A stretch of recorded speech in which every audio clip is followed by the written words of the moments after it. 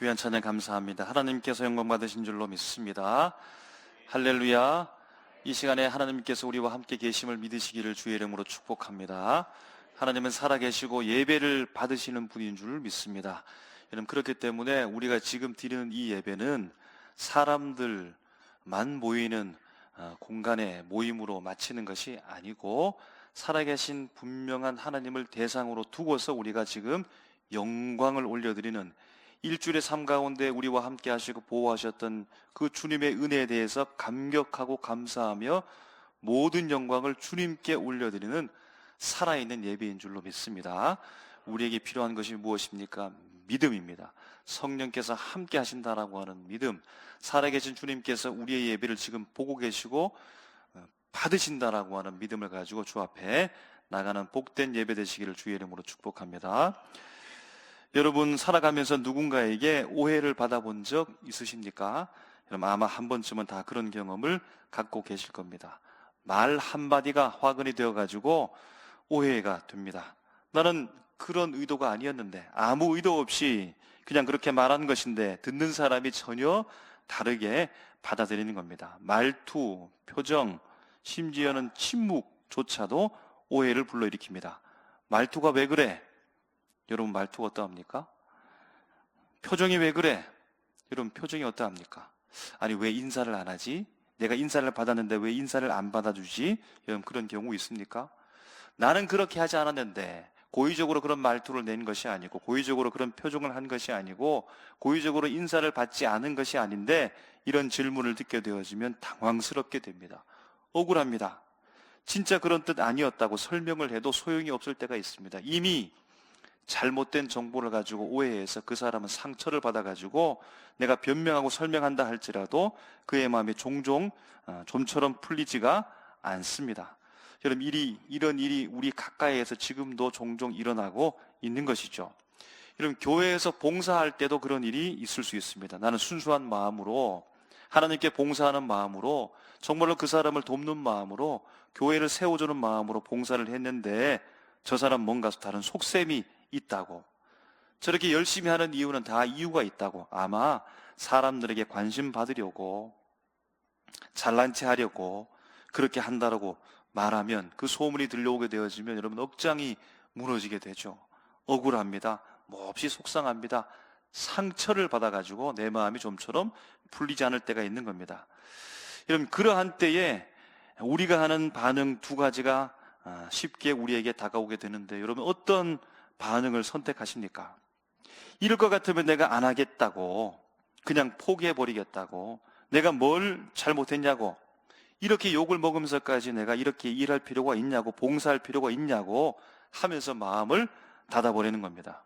이런 또 한 가지는 어려운 부분이기도 한데요, 다음부터는 좀 더 잘해야지, 내가 오해받지 않도록 좀 더 신경을 써야지, 내 진심이 상대방에게 잘 전달될 수 있도록 신중하게 정직하게 표현을 해야지 라고 하면서 결심하기도 하는데, 여러분, 둘 중에 어떤 것을 선택하십니까? 억울함을 딛고서 성숙으로 나가는 사람이 되려는 반응인데, 여러분, 그렇게 가는 것이 쉽지는 않습니다. 오늘 본문에 등장하는 사도들도 그러한 억울함과 오해 속에 놓였다라고 볼 수 있겠습니다. 여러분, 사도들은 결코 나쁜 행동을 한 게 아니죠. 사람을 살리되 천국 복음을 통하여서 선포하고 생명의 복음을, 생명의 말씀을 사람들에게 증거했습니다. 실질적으로도 사람들을 살렸습니다. 병을 고쳤습니다. 믿음의 공동체를 잘 세워가는데 헌신했습니다. 여러분, 그런데 좋은 일을 한 사도들이 붙잡혀 감옥에 갇힙니다. 아니, 상을 받아도 모자랄 판인데 죄인 취급을 받는 겁니다. 여러분, 사도들이 겪은 이 오해와 억울함, 그리고 그들이 모든 것을 다 포기하고 끝나버렸더라 라고 하면, 여러분, 성경은 기록되지 않았을 터인데, 여러분, 어떻게 그들이 하나님의 은혜를 통하여서 극복을 하게 됐을까요? 여러분, 이 이야기를 통해 가지고 우리도 지금 가까이 있는 이 오해와 억울함과 답답한 가운데 있는 이 신앙의 삶 속에서, 봉사와 헌신에 엮여진 이 삶 속에서 어떻게 우리가 하나님의 은혜를 통하여서 다시금 일어나고 주님께서 우리에게 맡기신 이 복음의 놀라운 생명의 사역들을 계속해서 이어갈 수 있을지 말씀을 통해서 힘을 얻었으면 좋겠습니다. 여러분, 사도들은 정말로 좋은 사역을 감당했을까요? 어떤 사역을 통해서 선한 사역을 감당한 겁니까? 오늘 말씀을 통해서 한번 살펴봅니다. 12절에 보면 민간의 표적과 기사를 많이 일어나게 했다라고 하는 겁니다. 그럼 표적이라고 하면 세메이온이라는 말인데 표시, 징표, 신호, 증거라는 말입니다. 그럼 단순한 신호등 나타내는 그 불빛 표시만이 아니라 바로 이 표시는, 이 표적은 하나님의 임재를 나타내는 표시였습니다. 하나님의 능력을 가리키는 표적이 되었다는 겁니다. 그러니까 민간의 사람들에게 하나님의 임재, 하나님의 역사, 하나님의 능력이 무엇인지, 하나님의 어떤 분인지 그들에게 표적을 통해서 알게 했다라고 하는 겁니다. 기사라고 하는 것은 테라스라는 말인데 경이로운 일, 놀라운 일, 깜짝 놀라운 일, 그런 의미로서 사람들에게 놀라움과 경외감, 두려움을 불러일으킬 만한 초자연적 현상이 사도들을 통해서 일어났다는 겁니다. 여러분, 마술쇼 보셨죠? 사람들이 막 모여들죠? 여러분, 그러나 사도들이 보여주었던 이 표적과 기사가 마술과 달랐던 가장 결정적 이유는 하나님을 나타냈다는 겁니다. 하나님을 알게 했다는 겁니다. 하나님의 임재를 경험하게 했다는 겁니다. 하나님이 얼마나 능력 많은 분이신가를 알게 했다는 것이 가장 큰 능력의 모습입니다. 여러분, 이것보다 더 큰 기적이 또 어디 있겠습니까?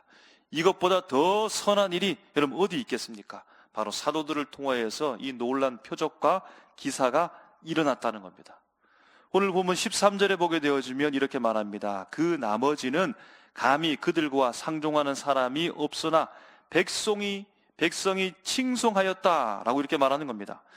사도들이 민간의 표적과 기사를 보이면서 하나님의 임재, 예수 그리스도의 살아계심을 그들에게 알게 하니까 믿는 사람들이 많아지게 되어지고 모이며 공동체가 되었는데, 아직 믿음의 공동체 가운데, 모임 가운데 들지 못했던 사람들이 믿음의 공동체를 향하여서 힐난하고 비판하는 것이 아니고, 물론 함께하지 못한 두려움이 그들에게 있었지만 그 사람들을 향하여 칭송했다는 겁니다.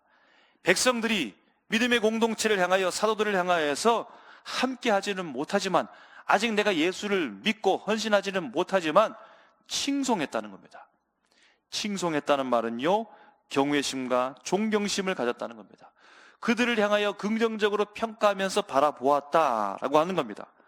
사도들과 함께한 사람들도 사도를 향하여서 긍정적으로 평가하는 것이 당연했겠지만, 사도들과 함께하지 못하는 일반 백성들도 사도와 믿음의 공동체를 향하여서 칭송할 만큼 긍정적인 마음을 가지고서 그렇게 나아가고 있으니까 참으로 좋은 일들이 일어나고 있는 겁니다. 누구를 통해서요? 누구를 말미암아서요? 누가 어떤 일을 했기 때문에요? 사도들이요. 생명의 말씀을 증거함으로 말미암아 사람들에게 이러한 좋은 일들이 일어나는 겁니다. 15절에 보니까 이렇게 기록합니다. 병든 사람을 메고 나왔다라는 겁니다. 여러분, 병든 자가 스스로 걸어온 것이 아니고 병든 사람을 누가 메고 나왔다라는 겁니다. 여러분, 누군가가 메고 나왔다라고 하는 것은 이 병자는 중증 환자입니다. 다른 사람의 도움이 절대적으로 필요한 사람입니다. 다른 사람의 도움이 없으면 거리로 나올 수 없는 사람인데, 그런데 다른 사람의 도움을 받고서 이 병자가 사도들 앞에까지 나와서 고침을 받았다라고 하는 겁니다. 누구일까요? 가족이겠죠? 이웃이겠죠? 친구겠죠? 친척이겠죠? 그들로부터 부축을 받아서 사도들에게 데리고 나와서 병이 고침을 받았다라고 하는 겁니다. 여러분, 이런 일들이 그들 안에서 일어나고 있다라는 겁니다. 내가 아픈 게 아닌데요. 내가 힘든 게 아닌데요. 나와는 상관없는 일일 수 있는데, 그런데 저 사람의 병듦과 아픔이 내 아픔이 되어지고 이 좋은 소식을 그들에게 알려서 그도 고침받게 하고 싶은 마음이 그들 속에 일어나게 되었다는, 얼마나 좋은 일입니까? 이러면 좋은 건 나만 가지는 것이 아니고 이기적인 욕망 가운데 빠져있는 공동체가 아니라 다른 사람들에게 같이 함께 기뻐하고 좋은 것들을 나누고자 하는 마음들이 풍성하게 그 가운데 있었으니까 얼마나 좋은 일들이 지금 일어나고 있는 겁니까? 누구 때문에요? 사도들을 통하여 생명의 말씀을 증거하고 있으니까 그 말씀을 통하여 수많은 사람들이 좋은 마음을 가지고서 이 놀란 복된 소식을 사람들에게, 자기의 수고를 통하여서 다른 사람의 아픔을 함께 공감하고 그들을 부축해서 사도들에게 나오게까지 하는 좋은 마음이 퍼져나갔다라는 겁니다. 16절에 보니까요, 이 일이 예루살렘 안에서뿐만 아니라 선하고 아름다운 영향력이 예루살렘 밖으로까지 퍼져나가 병든 사람들, 더러운 귀신 가운데 괴로움을 받고 있는 사람들까지 다 사도들 앞에 오게 되었다라는 겁니다. 그럼 좋고 선한 일, 복음의 놀라운 역사, 생명의 이 일이 예루살렘 안에만 가두어져서 있었던 일이 아니고 예루살렘 밖을 향하여 나갔다는 겁니다. 이런 좋은 일들이 우리 교회 안에서만 함께 공유된 것이 아니라 이 놀라운 은혜가 이 문턱을 넘어 흘러 넘쳐가지고 이 지역과 열방 가운데 이 주변에 하나님의 놀라운 은혜가 퍼져나가게 되어지고 수많은 사람들이 주께로 와서 복음의 소식을 듣고서 생명을 얻게 되는 놀라운 일들이 일어나게 되었다라는 겁니다. 누구 때문에요? 사도들 때문에요. 사도들을 통하여 생명의 말씀을 증거함으로 말미암아 예루살렘 밖으로까지 퍼져나가서 수많은 사람들이 사도들에게 와서 예수를 만나게 되어지고 생명을 얻고 이 좋은 일들이 밖으로까지 확장되게 되었다라는 겁니다. 그런데 18절 말씀에 사도들이 잡혀 감옥에 갇히게 됩니다. 여러분들이 사도들이라면 어떠할까요? 여러분들이 사도 입장이 있다면 어떠할까요? 억울하죠. 오해를 받았는데요. 잘못한 일이 없는데요. 다른 사람에게 해하려고 한 일이 없는데요. 잘하려고 했고 실질적으로 잘했고 사람들을 살렸고 병든 자를 고쳤으며 수많은 사람들이 따랐고 함께 하면서 칭찬받는 일들을 바로 사도들을 통하여서 그 일들이 일어나게 되어졌는데 감옥에 갇혀서 죄인 신분이 되었으니까 여러분 얼마나 억울하겠습니까? 감옥에 가두어진 사도들이 여러분 어떻게 했을까요? 어떤 마음이었을까요? 여러분이라면 어떠할까요? 어떤 마음일까요? 오해를 받고 있는데요. 그 오해를 극복해낼 수 있는 방법이 여러분 무엇일까요? 어떻게 하면 그 오해를 여러분 이겨낼 수 있을까요? 오해를 받고 죄인 취급을 받을 때 다른 사람으로부터 이런 그렇게 힘든 상황 속에 놓여지게 되어질 때 여러분 얼마나 힘듭니까? 생각해보면 사도들은 참으로 힘들었을 것입니다. 그들도 인간이기 때문에 그러합니다. 연약한 심정을 그들도 가졌습니다. 인간적인 고뇌와 슬픔들이 그들 가운데 있었을 것입니다. 어떤 마음이었을까요? 두려움이 있었겠죠. 불안감이 있었을 것입니다. 왜냐하면 감옥에 갇혀 자유를 빼앗겼기 때문입니다. 여러분 그때 당시에 감옥에 갇혔다라고 하는 것은 생명의 위협과 직결되는 것입니다. 언제 죽을지 모르는 겁니다. 언제 매맞을지 모르는 겁니다. 언제 고문을 당할까 두려움 속에 있으면서 항상 불안한 마음 가운데 있었던 겁니다. 사도들의 이런 신체적 고통, 피로는 얼마나 힘들고 고역 가운데 괴로웠을까요? 감옥 환경이 열악했을 것이고 매를 맞았을 것이고 아마 고문도 당했을 것이고 극심한 고통 가운데 놓였을 것입니다. 여러분 그러니까 몸도 힘들고 마음도 힘들고 피로감과 정신적으로 부담감을 느끼면서 얼마나 큰 스트레스를 받고 있었을까요? 억울했을 것입니다. 좌절감도 느꼈을 것입니다. 아마 이것이 가장 힘든 부분이었을 것입니다. 자신들은 사람들을 치유하고 복음을 증거하면서 생명의 말씀을 통하여서 공동체를 세우는 헌신의 일, 선한 일을 감당했는데 아니 감옥행이라니 칭찬이 아니라 인정이 아니라 오히려 거짓 고소를 당하고 오해를 받으면서 죄인 취급을 당하고 있으니까 얼마나 억울했을까요? 자신들의 이 순수한 의도가 왜곡되어지고 선한 일이 악하게 해석되고 있으니까 이 깊은 좌절감과 고통 가운데 억울함을 느끼고 아마 그들이 있었을 것입니다. 하나님께 어떻게 질문했을까요? 하나님 왜요? 왜 저에게 이렇게 고통을 주십니까? 제가 무슨 잘못을 했다고요? 왜 저희가 이렇게 힘든 상황을 허용하시는 겁니까? 허락하시는 겁니까? 우리가 무엇을 잘못했습니까? 왜 이런 시련을 주시는 겁니까? 주님 앞에 이런 질문했겠지요. 물론 사도들이 하나님을 떠나고 예수를 믿지 않겠다라고 하는 불신앙은 아니었겠지만 시편 기자가 가지고 있었던 그 고뇌와 고통 속에 솔직한 마음들 하나님 앞에 토로하면서 기도했듯이 하나님께 이렇게 따져 물으면서 아마 기도하지 않았겠습니까? 여러분 사도들은 이와 같은 이유들로 힘이 빠지고 빠졌을 겁니다. 여러분 열심히 봉사하고 최선을 다해서 나가겠다라고 결심하면서 마음 가운데 품었던 내 열심이 오해를 통하여서 자꾸만 그것에 대해서 여러분 해명해야 되고 자꾸만 브레이크를 밟는 것처럼 그렇게 멈추게 되어지면 힘이 빠지는 거죠. 극심한 오해를 받게 되어지면, 억울함 가운데 있게 되어지면 하기 싫은 겁니다. 할 수 없게 되는 겁니다. 여러분, 그래서 사도들이 오해를 받고 억울해서 이제는 사역을 중단하고 다 떠나갔더라라고 성경 말씀이 기록되지 않았고, 그들의 사역은 계속해서 진행되었으며 수많은 사람들에게 계속해서 복음을 증거했고, 이런 교회가 확장되는 것을 우리가 성경의 기록을 통해서 알 수 있는데, 여러분 어떻게 다시 그들이 일어나서 사역을 멈추지 아니하고 주님께서 그들에게 맡겨주신 사명을 감당하면서 계속해서 앞으로 전진해 갈 수가 있었을까요? 그럼 답은 아주 단순하죠.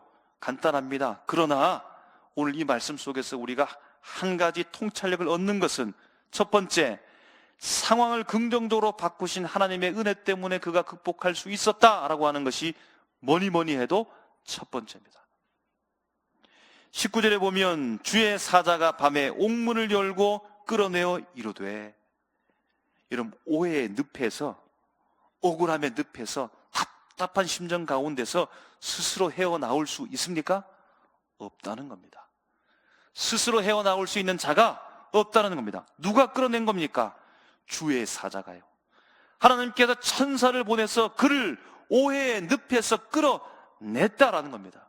여러분, 그렇기 때문에 오늘 우리가 마음에 품고 가져야 될 것은 무엇입니까? 고난의 현장 속에서 스스로 다 일어설 수 있는 것이 아니며, 하나님께서 도와주지 않으면 그 일을 극복할 수 없다는 사실을 인정하고부터 출발해야 되기 때문에 기도가 앞서야 된다는 겁니다.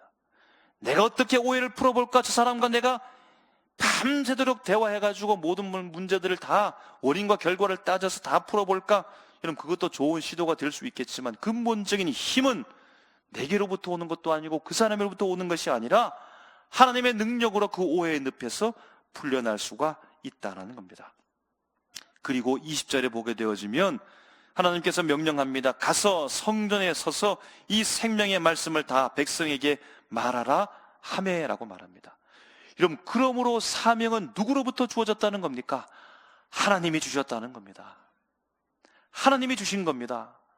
사명은 내가 그냥 만들어내고 계획해서 안 해도 되는 것들을 내가 하고 있는 것이 아니라 주님께서 내게 명령했기 때문에 할 수 있는 것이고, 주님의 명령이 있어야만 할 수 있다라고 하는 귀한 답을 우리에게 말씀해 주고 있다는 겁니다. 여러분, 그렇기 때문에 그 사역의 시작도 주님이 하는 것이며, 중간 과정에도 주님께서 개입하는 것이고, 마지막 결과도 주님께서 인도하는 사실을 우리가 인정하면서 기도해야 된다는 겁니다. 하나님께서는 그의 보내신 초자연적 존재 천사를 통하여서 상황을 반전시키고 하나님의 은혜로 말미암아 위험을 타개하고 다시 가서 성전에서 생명의 말씀을 전하라고 했을 때 일을 계속해서 감당할 수 있게 되어주고, 바로 사도들이 격려를 받고 칭찬을 받고 힘을 공급받아 나갈 수 있다는 겁니다. 칭찬은 누구로부터 받는 겁니까? 사람들이 해줄 수는 있지만 근본적인 힘과 그 격려, 그 용기의 공급원은 사람이 아니라 하나님이라는 사실을 우리가 분명하게 깨달아야겠습니다. 그럼 두 번째는 부정적인 상황 속에서도 하나님의 은혜를 찾을 수 있다는 겁니다. 여러분, 완전히 깜깜한데, 완전하게 부정적인데, 거룩하고 선한 일들이 하나도 없는 것 같은데 그 속에서도 하나님의 은혜가 있다는 겁니다. 여러분, 정말로 있을까요? 17절 말씀을 보게 되어지면 이렇게 기록합니다. 대제사장과 그와 함께 있는 사람, 즉 사두개인의 당파가 다 마음에 시기가 가득하여 일어나서, 여러분 바로 이 사람들 때문에 사도에게 감옥행이 있어진 거죠. 바로 이 일 때문에 사도들의 이 좋은 일들이 오해를 받게 되어지고 감옥으로 갇혀져서 죄인이 된 겁니다. 대제사장과 이 종교 지도자들의 사악한 마음, 이 악한 세력인 겁니다. 여러분, 여기에서 순수한 동기와 하나님의 선을 볼 수가 있나요? 이 사람들로부터 선한 의도를 찾을 수가 있습니까? 하나님께서 이들을 통하여서, 아니 이들이 생각하고 의도하는 바대로 하나님의 선을 이루기 위해서 가지고 있는 어떤 좋은 의도들이 여러분 여기에 있는 겁니까? 하나도 없습니다. 악만이 존재합니다. 악함으로 가득 차 있습니다. 여러분, 그러나 이 악함을 통하여서도 하나님의 은혜를 볼 수 있다는 겁니다. 어디서 볼 수 있을까요? 악함밖에 없는데요. 악한 사람들밖에 없는데요. 대제사장 악한 사람들, 이 악한 마음을 품고 있는데요. 종교 지도자들 악한 마음을 가지고 있는데요. 어떻게 그 사람들로부터 하나님의 은혜를 찾을 수 있단 말입니까? 그들의 악함을 통해서 하나님의 은혜를 볼 수 있을 뿐만 아니라 그들의 악함을 통하여서 사도들이 지금 하고 있는 그 일의 방향과 가치까지 확인할 수 있고, 저들의 악함을 통하여서 오히려 사도들이 하고 있는 그 일을 자부심을 가지고 끝까지 달려갈 수 있는 것까지 발견할 수 있는 하나님의 은혜가 그 속에 숨겨져 있다라는 겁니다. 여러분, 무슨 말일까요? 17절에 보게 되어지면 대제사장을 비롯해서 종교 지도자들이 사도들에 대하여서 시기가 가득했다라고 말합니다. 시기심이 가득했다라는 겁니다. 여러분, 그래서 18절에 옥에 그들을 가두었지요. 여러분, 대제사장이 시기가 가득했다, 그럼 이 말씀을 들으면서 어딘가에서 들어본 적이 있는데 여러분, 그렇게 생각이 드시죠? 대제사장들이 시기가 가득했다, 종교 지도자들이 시기가 가득했다, 여러분, 이 일 때문에 사도들이 갇히게 되어졌는데, 여러분, 이 상황들이 어딘가에서부터 우리가 기억나는 말씀이 여러분 떠오르지 않습니까? 지난번에 고난주간 특별 새벽 기도회에서 우리가 마가복음을 묵상할 때에 나누었던 말씀을 한번 더듬어 보시기 바랍니다. 기억해 보시기 바랍니다. 예수님께서 공회, 대제사장을 비롯한 사내들인 공회에 의해서 고발당하게 되어지고 총독 빌라도에게 넘겨진 때에 총독 빌라도가 예수님을 신문하던 과정 중에 우리가 묵상했던 마가복음 15장 10절 말씀에 이렇게 기록합니다. 이는 그가 대제사장들이 시기로 예수를 넘겨준 줄 알미러라. 아멘. 빌라도가 볼 때에 예수님을 놓아주려고 하는데 바라바를 놓아달라고 사람들이 소리치고 있는 이 상황 속에서 그가 감지하면서 미리 알고 있었던 바 빌라도가 하는 말입니다. 예수는 아무 잘못이 없는데 대제사장들의 시기심, 미움으로 말미암아 예수를 나에게 고발하고 넘겼다는 사실을 빌라도가 알았다라는 겁니다. 그럼 이 똑같은 상황이 지금 어디에서 일어나고 있는 겁니까? 사도들이 누구입니까? 예수님의 제자입니다. 예수님의 제자이들에게서 예수님께서 겪었던 그 일이 동일하게 지금도 일어나고 있다라는 겁니다. 예수님이 고발당하고 이처럼 신문을 받고 있는 그 가정의 그 근원이 대제사장, 종교 지도자들의 이 시기심 때문이었는데, 그의 제자 사도들에게도 동일하게 그 일이 지금도 일어나고 있다라는 겁니다.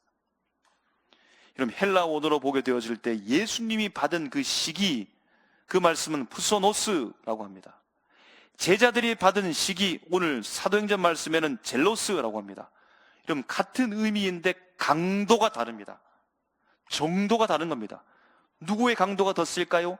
예수님이 받았던 그 시기 푸소노스란 말이 강도가 훨씬 더 세고, 제자들이 받았던 젤로스 그 시기심이 좀 강도가 낮습니다. 그런데 의미는 동일합니다. 질투, 시기, 경쟁심, 분노, 경쟁적인 분노, 악의적인 시기심을 동일하게 예수님도 받았고 제자들도 받았다라는 겁니다. 대제사장과 종교 지도자들의 그 시기심으로 말미암아 감옥에 갇히면서 발견하게 되는 하나님의 은혜는 대제사장 종교 지도자들 선한 일을 한 것이 아닙니다. 죄인 취급했으며 복음을 증거하고 있는 사도들을 감옥에 가두는 악한 일을 했는데, 사도들의 길이 이 상황을 통하여 틀리지 않았다는 사실을 발견하게 된다는 겁니다. 왜입니까? 예수님도 그 길을 가셨다는 사실입니다. 아직까지는 예수님이 겪으셨던 그 시기심의 강도까지는 미치지 못한다 할지라도 예수님처럼 미움을 받으며 생명의 말씀을 전하고 있다라고 하는 이 사실, 우리도 동일하게 예수님이 가시는 그 길 위에 있다는 사실을 사도들이 알 수 있게 되었다라는 겁니다. 여러분, 이와 같이 사도들은 오해와 억울함과 감옥에 갇히며 육체적 마음적으로 힘들고 지쳤지만 하나님의 전적 은혜를 통하여서 천사의 도움으로 말미암아 그들이 다시 풀려나게 되어지고 악으로 충만했던 사람들 속에서도 숨어있는 그 은혜까지 발견하게 되면서 다시 일어나 생명의 말씀을 전하고 있으며 예수님을 잘 따라가고 있는 중임을 확인하게 된다라는 겁니다. 장신대 교수님이었던 김인수 목사님께서 기독일보에 실은 글 중에 1888년 어린이 소동이라는 제목의 글이 있습니다.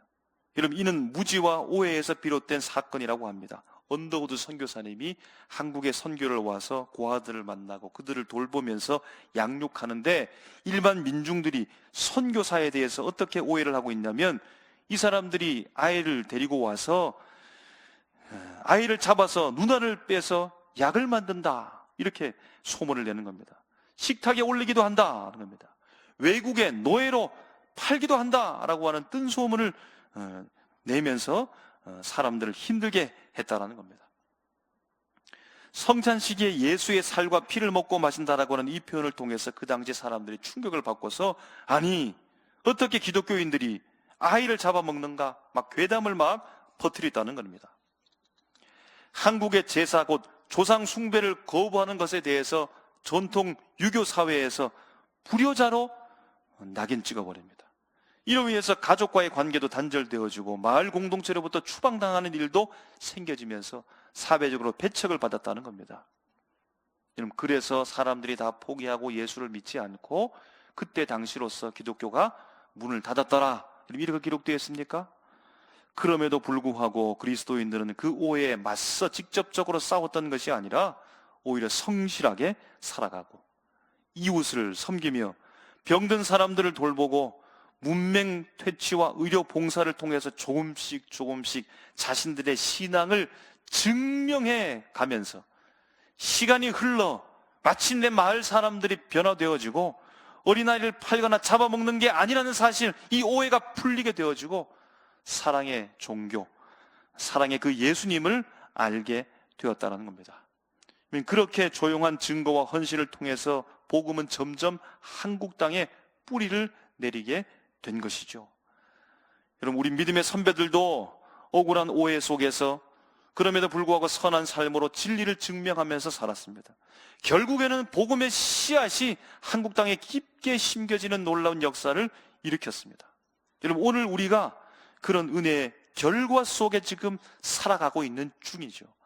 지금 우리의 삶 속에 어떤 일이 일어나고 있습니까? 오해가 일어나고 있습니까? 이런 오해를 풀고 복음을 심을 수 있는 기회가 있을 수 있습니다. 살아간 삼일교회 성도 여러분, 우리가 살아가면서 억울한 일을 겪고 오해를 받고 선한 일을 했음에도 불구하고 인정받지 못하고 칭찬받지 못하고 오히려 비난받을 때가 있습니다. 그래서 마음이 얼마나 여러분 상하셨습니까? 마음 많이 상하셨죠. 힘도 빠지죠.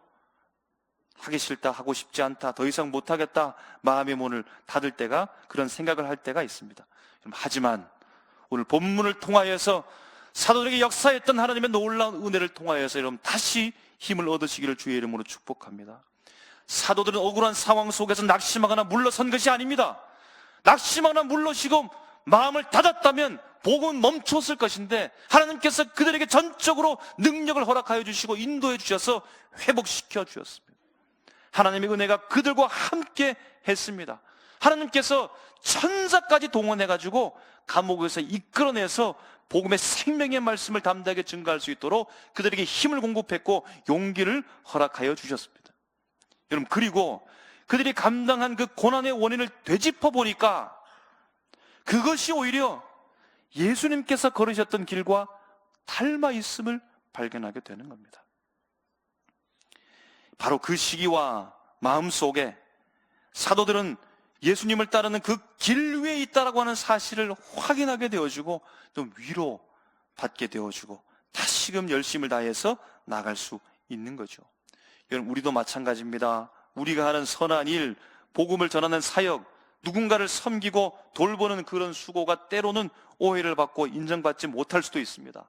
그러나 하나님은 그것을 아시는 줄 믿습니다. 그리고 반드시 주님께서 그것을 기억하시고 어려움 속에서 우리를 끌어내시고 감옥으로부터 우리를 해방시키는 놀라운 역사가 있을 줄 믿습니다.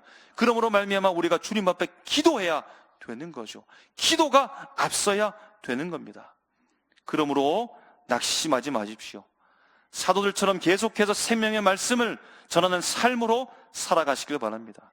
때로는 이런 눈에 보이지 않는 손길로, 때로는 말씀을 통하여, 때로는 미움과 시기 속에서도 하나님께서 주시는 놀라운 은혜, 예수의 길을 가고 있다라고 하는 그 사실을 우리에게 알려줌으로 말미암아 오해와 억울함을 이기게 하시고 주님께서 승리하게 하실 줄로 믿습니다. 그럼에도 생명의 말씀을 담대히 증거해서 백성으로부터 더욱 칭송을 받는 우리 한 사람 한 사람 성도, 백성으로부터 칭송을 받는 주의 몸된 교회가 되시기를 주의 이름으로 축복합니다. 기도하겠습니다.